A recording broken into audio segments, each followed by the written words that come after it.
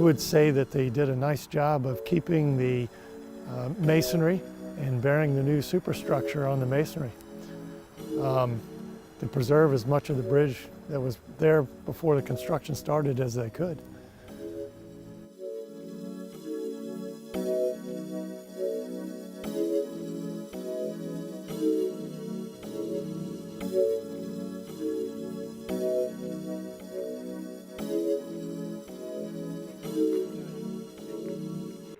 The headquarters bridge has a number of stones that look very similar to the stones in here, especially near the base. So some really long stones. Some of them are cracked due to maybe settlements or whatever that happened over the years.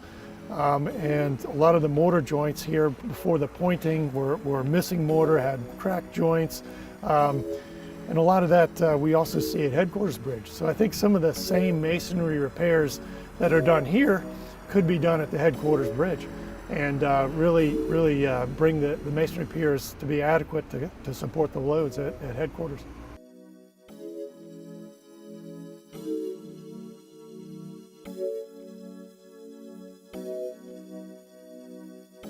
I think the bridge, as it's been repaired now, will be here for a number of years.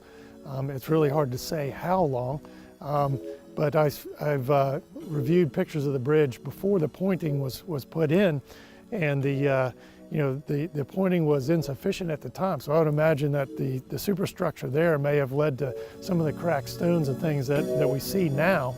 But now that it's been pointed and repaired, this bridge is going to be here for a long time.